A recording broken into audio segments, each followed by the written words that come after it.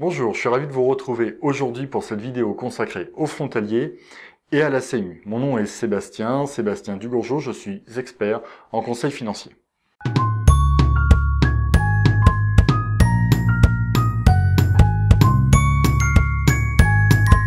Dans cette vidéo, nous aborderons les différentes questions concernant la CMU, spécifiquement pour vous, les frontaliers. Je répondrai aux questions les plus courantes, les questions les plus pratiques, comment vous inscrire à la CMU, à quel moment votre inscription est-elle obligatoire, et puis bien évidemment nous aborderons les questions du droit d'option, un comparatif entre la bilatérale, la LAMAL et la CMU. Ceux qui nous suivront jusqu'à la fin de cette vidéo, je vous donnerai des conseils pratiques, des liens pour pouvoir télécharger les fichiers qui sont nécessaires à votre inscription. Eh bien, allons-y. Alors, qui est concerné par le passage à la CMU? Eh bien, différents cas. Si vous êtes déjà frontalier, vous êtes dans 3 situations différentes.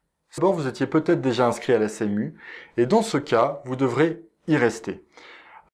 Une bonne nouvelle, puisque vous payez auparavant 8%, vous passerez pour l'année 2015 à un prélèvement de 6% pour remonter à 8% pour l'année 2016. Deuxième cas, vous aviez choisi la bilatérale, vous aviez choisi la LAMAL, et dans ce cas, vous devrez rester à la LAMAL et vous ne pourrez pas rouvrir votre droit d'option pour l'année 2015. Enfin, dernier cas, qui est celui qui concerne le plus souvent les frontaliers aujourd'hui, vous aviez une assurance privée qui vous couvrait pour vos frais de santé.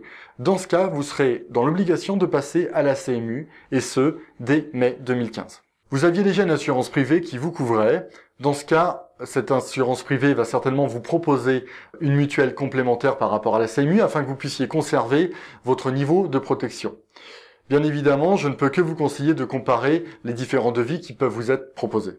Pour tous ceux qui seraient tentés par une inscription retardée à la CMU, je vous conseille vivement de le faire au plus tôt, parce que ça ne modifiera pas de toute manière le montant que vous devrez payer au titre de l'année 2015. Ils estimeront que vous devriez être inscrit au plus tard depuis mai, et de toute manière, la totalité des cotisations vous seront appelées.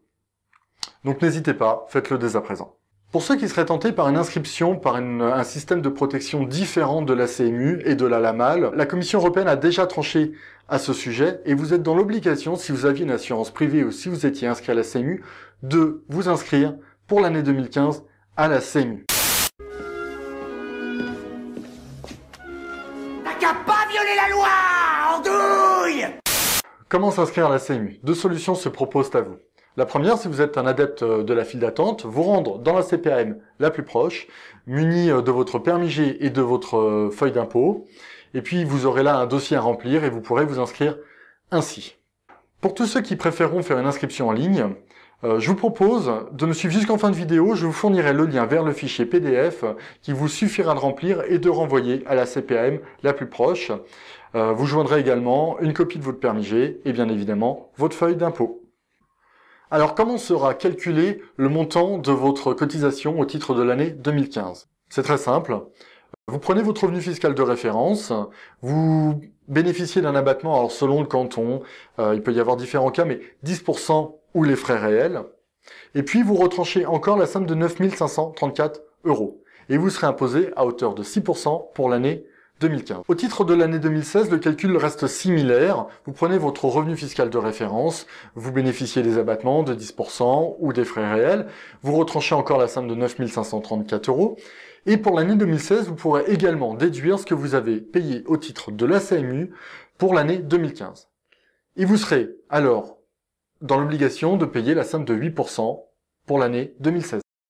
Je vous propose maintenant de me suivre dans la prochaine vidéo où j'aborderai les questions de comparatif entre la bilatérale et la LAMAL et également les questions de votre droit d'option, à quel moment pouvez-vous faire jouer ou pas votre droit d'option.